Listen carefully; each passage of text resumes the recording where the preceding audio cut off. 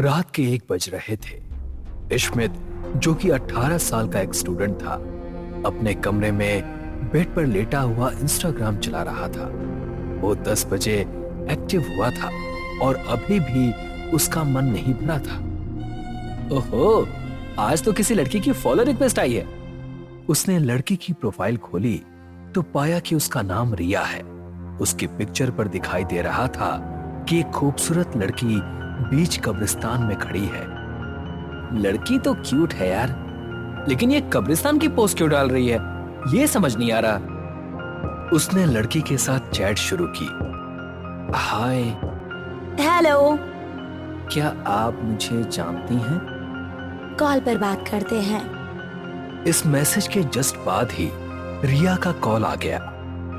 क्या आप सिर्फ जानने वालों से ही बात करते हैं? नहीं यार, इंस्टाग्राम है ही इसीलिए कि अनजान लोगों से कम्युनिकेट किया जाए। मुझे तो इंस्टाग्राम से अच्छा कुछ नहीं लगता। मन करता है कि बस इसी पर हमेशा एक्टिव रहूं, ना कुछ काम करना पड़े और ना ही अपनी जगह से हिलना पड़े। अरे तुम तो मेरी ही तरह इंस्टाग्राम का कीड़ा लगती हो। वैसे ये बताओ, तुमने अपनी प्रोफाइल पर कब्रिस्तान की पिक्स क्यों डाल रखी हैं? उस कब्रिस्तान के पास मेरा घर है। अरे गुस्सा क्यों हो रही हो? चलो ठीक है, ये बताओ तुम स्कूल जाती हो या नहीं? इश्मित के दिल में कब्रिस्तान को देखकर सवाल तो बहुत उठ रहे थे, लेकिन फिर भी उसने उसके बारे में कोई सवाल नहीं किया। इसी तरह अब उनकी बातें लंबी होने लगी और 3 दिन के अंदर ही उसने रिया से मिलने के लिए पूछा। सोच लो, अगर मिलने का वादा करके तुम नहीं आए तो तुम्हें बहुत महंगा पड़ेगा। तुम बुलाओ तो सही, भला मैं क्यों नहीं आऊंगा? ठीक है, तो मैं तुमको कल शाम 7 बजे का टाइम देती हूँ। संजय वन के अंदर आकर उसे पार करने के बाद 100 कदम चलने के बाद एक कब्रिस्तान आएगा। फिर उस कब्रिस्तान को पूरा पार करने के बाद कुछ झाड़ियाँ नजर आएंगी। बस उन झाड़ियों को पार करने के बाद मैं तुमको वही खड़ी नजर आऊंगी। ओके, मैं आता हूँ कल। आधा घंटा पहले ही आ जाऊंगा। अगले दिन शाम के 6 बजे इश्मित नहाने के लिए बाथरूम की तरफ जाने लगा। अरे इश्मित बेटा, अंदर पापा है। अब ये पापा इस टाइम पर क्यों नहा रहे हैं? मुझे अपने फ्रेंड से मिलने जाना है। सुनो इश्मित, आज तुम कहीं नहीं जा रहे। हम दोनों एक वेडिंग पार्टी में जा रहे हैं और रोहित भी दिल्ली गया है। ऐसे में तुमको घर पर ही रुकना पड़ेगा। ठीक है, सब लोग घूमो फिरो, मैं ही बस घर पे पड़ा रहूंगा। झुंझलाहट में ऐसा बोलकर वो अपने कमरे में चला गया और ठक से दरवाजा बंद कर दिया। कुछ देर के बाद 7 बज गए और उसके पेरेंट्स वेडिंग पार्टी के लिए निकल गए। हॉल में बैठकर अपना इंस्टाग्राम ऑन किया। हेलो इश्मित, तुम तो 7 बजे आने वाले थे, कहाँ रह गए? अरे यार, मेरा आना पक्का था। पता नहीं मम्मी पापा के कौन से फ्रेंड की शादी है, उनको वहां जाना था, इसीलिए मुझे ही घर पर रुकना पड़ा। मैंने कहा था ना, तुमको बहुत महंगा पड़ेगा। उसके बाद इश्मित ने कई मैसेज किए, लेकिन वो ऑनलाइन नहीं आई। जरा तेज कार चलाइए ना, हमें टाइम पर पहुंचना है। अरे चला तो रहा हूँ, क्या हवा में उड़ा दूं? उन दोनों को सामने अचानक से नजर आया। सड़क के बीचों बीच एक लड़की बैठी अपना मुंह घुटनों में छिपाए रो रही है। उसके कपड़े मॉडर्न थे और बाल खुले हुए।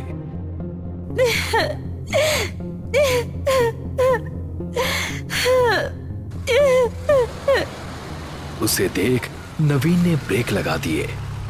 क्या ये कोई पागल लड़की है? ऐसे बीच सड़क में कौन बैठकर रोता है भला? वो दोनों कार से उतरकर उसके पास पहुंचे तो उसका रोना और तेज हो गया।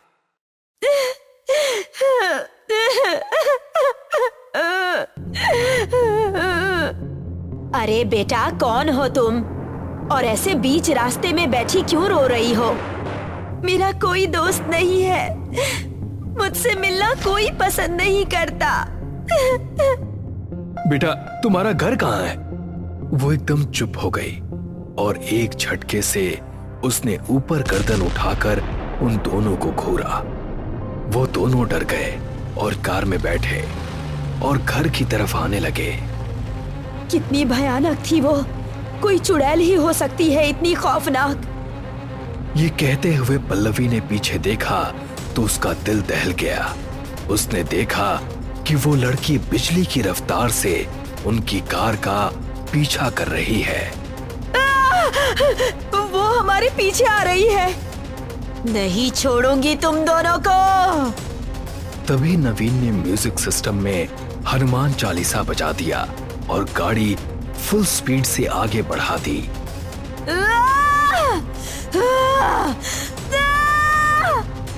पल्लवी ने देखा कि अब वो वापस पीछे की तरफ भागने लगी। भगवान का शुक्र है वो वापस लौट गई। वो दोनों बहुत ही डरी हुई हालत में घर वापस पहुंचे। अरे मम्मी डैडी, आप इतनी जल्दी कैसे आ गए? इश्मित के बार बार कहने पर आखिरकार उन्होंने सब कुछ बता दिया। ये सुनकर इश्मित को बहुत अजीब लगा। वो रात को डिनर के बाद अपने कमरे में गया तो उसे रिया का कॉल आया। आ गए तुम्हारे मम्मी पापा पार्टी से लौटकर? नहीं, वो लोग जा ही नहीं पाए। पता नहीं कौन डरावनी लड़की उनके पीछे पड़ गई थी। ये बताओ अब मिलने का क्या प्लान है? मैंने अब कल शाम का प्लान किया है। ठीक है, इस बार जरूर आना, वरना तुम्हें बहुत महंगा पड़ेगा, समझे?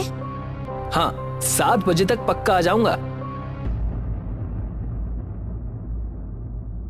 अगले दिन इश्मित कॉलेज खत्म करके 5 बजे तक घर पहुंच गया।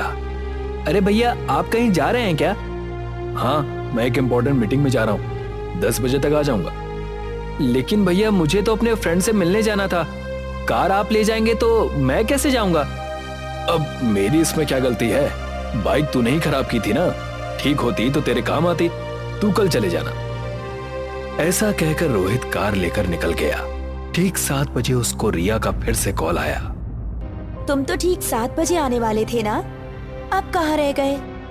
अरे यार, क्या बताऊं अब। भैया कार लेकर मीटिंग में गए हैं, बाइक खराब पड़ी है, आज भी आना नहीं हो पाएगा यार। तुम्हारे भैया ने तुमको आने से रोककर ठीक नहीं किया। अरे बड़े भैया हैं यार, क्या मैं उनसे झगड़ा करता? ये दूसरी बार है इश्मित, अब तुम्हें बहुत महंगा पड़ेगा। ऐसा कहकर वो ऑफलाइन हो गई। उस टाइम रोहित अपनी कार से ऑफिस मीटिंग में ही जा रहा था, तभी अचानक से कार बंद हो गई। उसने देखा कि कार की लाइट्स भी बंद हो चुकी हैं और वो इस टाइम बीच जंगल में था, इसीलिए एकदम घना अंधेरा हो गया था। अरे यार, ये कैसे हो सकता है? कार का दरवाजा भी नहीं खुल रहा। तभी उसकी नजर रियर व्यू मिरर पर पड़ी। उसने देखा कि बैक सीट पर एक लड़की बैठी है। उसने काफी मॉडर्न कपड़े पहने हैं और लंबे बाल उसके चेहरे को ढके हुए हैं। रोहित ने एक झटके के साथ पीछे पलट कर देखा। कौन हो तुम?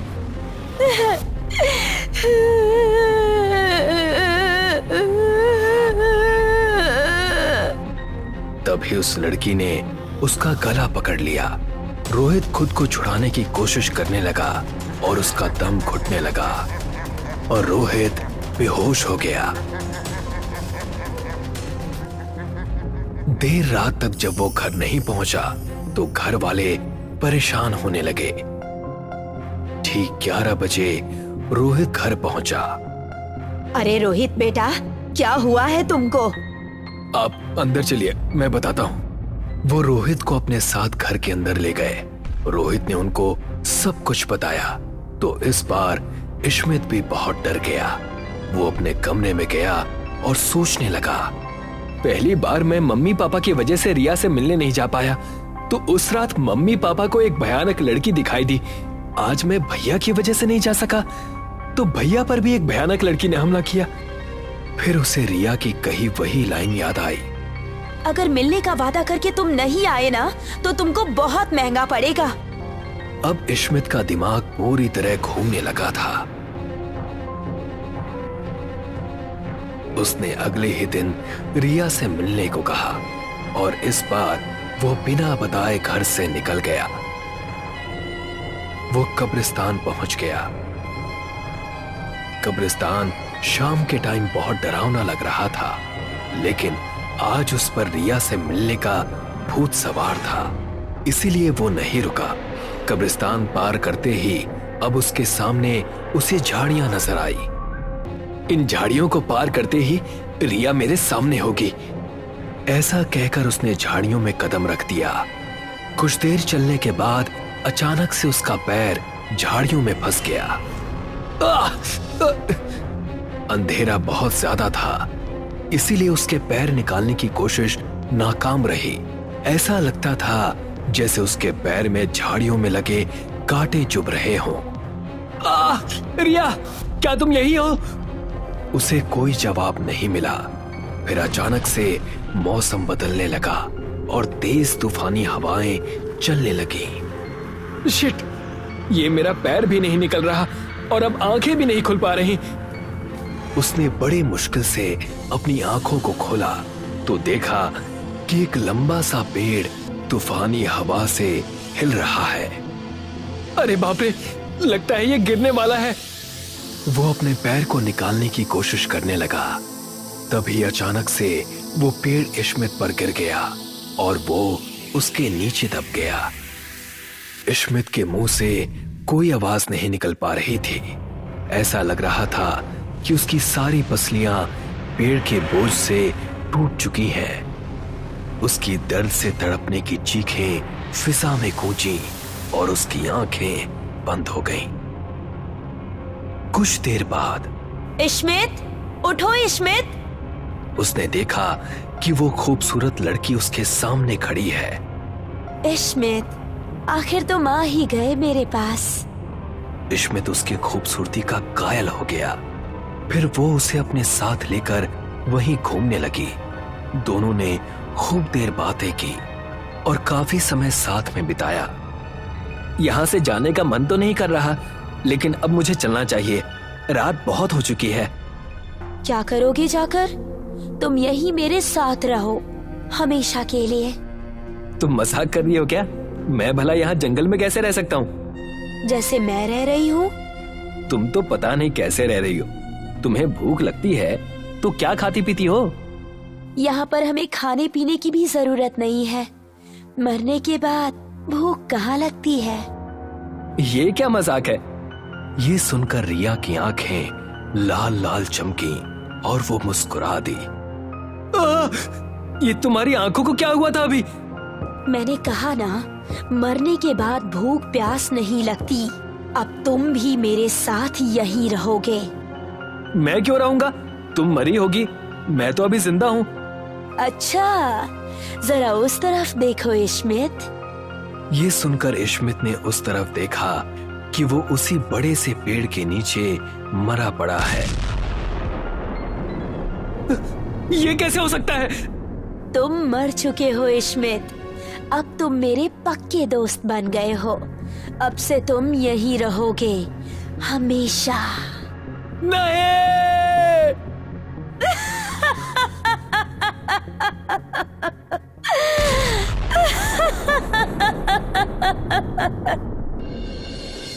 राघव अपने फोन में टिंडर ऐप इंस्टॉल करता है और उस पर अपनी प्रोफाइल बनाता है। प्रोफाइल कंप्लीट होने पर राघव टिंडर पर स्वाइप करना शुरू करता है। जैसे ही वो टिंडर के होम पेज पर जाता है, उसकी नजर माया नाम की एक खूबसूरत लड़की की प्रोफाइल पर जाती है। राघव माया की प्रोफाइल चेक करने लगता है। ओ तेरी तो क्या लड़की है यार! कसम से ये मेरी लाइफ में आ गई ना तो मेरी तो लाइफ ही बन जाएगी।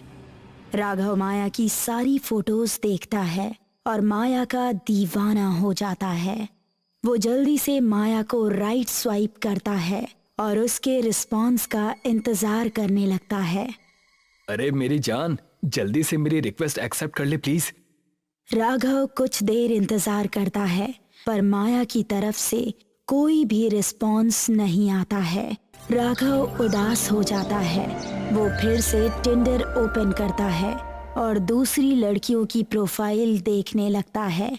उसको टिंडर पर बहुत सारी खूबसूरत लड़कियां दिखाई देती हैं, पर राघव उनकी तरफ उदास मन से देखता है और उसको कोई भी लड़की पसंद नहीं आती।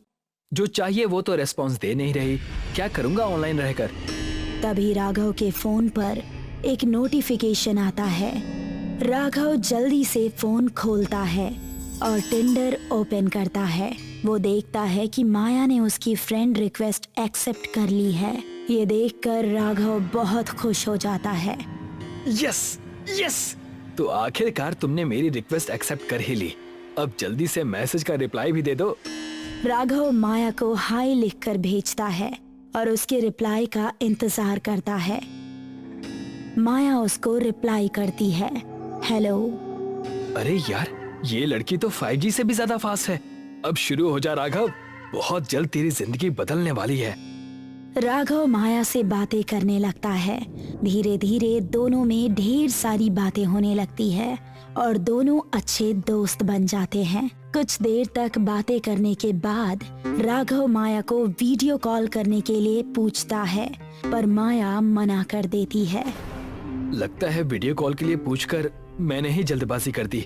यार, कहीं माया मुझसे दोस्ती ना तोड़ दे। हे भगवान, मैंने ये क्या कर दिया। राघव कुछ परेशान हो जाता है। उसको डर लग रहा है कि कहीं माया उसको टिंडर पर ब्लॉक ना कर दे। पर तभी उसको माया का मैसेज आता है और वो राघव को मिलने के लिए पूछती है। डेट की बात सुनकर राघव बहुत खुश हो जाता है और बिना सोचे समझे माया को डेट के लिए हाँ कह देता है। हे भगवान, आज आप मुझ पर कितने मेहरबान हो। आज ही मैंने टिंडर इंस्टॉल किया, आज ही प्रोफाइल बनाई और आज ही माया से दोस्ती हो गई और उसने डेट तक के लिए कह दिया।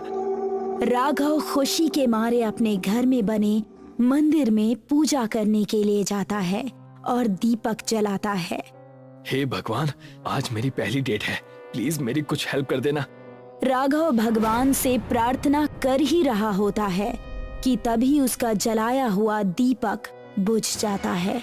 वो इस अपशगुन पर ज्यादा ध्यान नहीं देता है, डेट के लिए निकल जाता है। माया ने राघव को डेट के लिए शहर से दूर एक सुनसान जगह पर बने रेस्टोरेंट में बुलाया है, जहां पर माया राघव से पहले ही पहुंच चुकी है। हेलो, मैं राघव। माया कुछ देर राघव को गौर से ऊपर से नीचे तक देखती है और फिर मुस्कुराते हुए बड़े ही प्यार से कहती है, हे राघव, कैसे हो? मैं ठीक हूँ, बिल्कुल ठीक हूँ। लग तो नहीं रहा कि तुम ठीक हो, बहुत घबराए हुए लग रहे हो। हाँ, वो पहली डेट है ना मेरी, इसीलिए थोड़ा नर्वस हूँ। माया राघव को घूरती है और बड़े ही डरावने अंदाज में कहती है, पहली बार भी और आखिरी बार भी। मतलब? मैं कुछ समझा नहीं। क्योंकि आज डेट खत्म होने के बाद मैं तुम्हें भी खत्म कर दूंगी, खून पी जाऊंगी तुम्हारा। माया को इस तरह से बातें करते देख उसका ये बदला हुआ सा भयानक रूप देखकर राघव डर जाता है। राघव को इस तरह से डरता हुआ देखकर माया जोर से हंसने लगती है। डरा दिया ना तुम्हें? यार प्लीज इस तरह का मजाक मत करो, मैं सच में बहुत डर गया था। पता है, अगर तुम भी मुझे पसंद करती हो तो मैं तुमसे शादी भी कर सकता हूँ। अच्छा, झूठे कहीं के, बड़े आए शादी करने वाले। नहीं यार, सच कह रहा हूँ मैं तुम्हें सच में बहुत पसंद करता हूँ। अभी तुम मेरे बारे में जानते नहीं हो ना, इसीलिए ऐसा कह रहे हो। जब जान जाओगे तो दूर भागने लगोगे। तो तुम ही बता दो ना अपने बारे में, मैं जानना चाहता हूँ। सच जानने पर मुझसे दूर तो नहीं भागोगे ना? नहीं भागूंगा, प्रॉमिस। राघव के प्रॉमिस करने पर माया अपने चेहरे पर लगाया हुआ मुखौटा उतार देती है। मुखौटा उतर जाने से माया का डरावना चेहरा सामने आ जाता है। उसके चेहरे पर बहुत सारे काले और सफेद धब्बे हैं। ये देखकर राघव जोर से चिल्लाता है, ये क्या? कौन हो तुम? मैं माया हूँ राघव, तुम्हारी माया। नहीं, तुम मेरी माया नहीं हो सकती। तुम जरूर कोई फ्रॉड लड़की हो। तुमने टिंडर पर खूबसूरत लड़की की फोटो डालकर मेरे साथ धोखा किया है। तुम्हारी जैसी लड़की को तो मैं अपने घर की नौकरानी तक ना बनाऊं। राघव माया को बहुत भला बुरा सुनाता है और वहाँ से जाने लगता है। तभी माया खड़ी होती है और राघव का रास्ता रोक लेती है। देखा, मुझे पता था कि तुम भी बाकी लड़कों के जैसे ही हो, जो कि सिर्फ लड़की के चेहरे से प्यार करते हैं। तुम लोगों के अंदर कोई फीलिंग्स नहीं है क्या? कोई इमोशन नहीं है? सच कहूँ तो तुम लोग प्यार करने के लायक ही नहीं हो, और मेरी नजर में ऐसे लोग जिंदा रहने के लायक भी नहीं हैं। क्या मतलब है तुम्हारा? मेरा रास्ता छोड़ो। उसके नाखून तेजी से बढ़ने लगते हैं। ये देखकर राघव डर जाता है और उसको माया की वो बात याद आती है कि आज उसकी आखिरी डेट होगी। माया डरावनी आवाज में कहती है, मरने के लिए तैयार हो जाओ। माया अपने लंबे नाखूनों से राघव का पूरा चेहरा बिगाड़ देती है। उसके पेट में अपने नाखून गाड़ कर उसको मार देती है। जब रात तक राघव घर नहीं पहुंचता तो उसके मम्मी पापा परेशान हो जाते हैं। इतनी रात हो गई है और हमारा बेटा अभी तक घर नहीं लौटा। मुझे तो बहुत डर लग रहा है। आम आदमी होता तो पुलिस में कंप्लेन करता। खुद पुलिस वाला हूँ, किससे शिकायत करूँ? और हाँ, तुम भी डरो मत। पुलिस वाले की बीवी हो, थोड़ा हिम्मत से काम लो। अगले दिन पता चलता है कि राघव की लाश शहर से दूर एक सुनसान रेस्टोरेंट में मिली है और उसको किसी ने बहुत बुरे तरीके से मारा है। मोहन अपने बेटे के कातिल को ढूंढने लगता है, पर इसी बीच में कई और लड़के भी इसी तरह से गायब हो जाते हैं और कुछ दिनों में उनकी लाश पुलिस को मिलती है। इन्वेस्टिगेशन करने पर पता चलता है कि ये सभी लड़के माया नाम की लड़की को डेटिंग ऐप टिंडर पर मिलने के बाद डेट कर रहे थे। पुलिस माया को ढूंढने लगती है। माया कौन है? वो डेटिंग के बहाने लड़कों को क्यों मार रही है? क्या वो इंसान है या फिर एक चुड़ैल? माया और माया को डेट करने वाले लड़कों की मौत का राज जानने के लिए जुड़े रहिए हमारे साथ इस कहानी के अगले और आखिरी पार्ट में।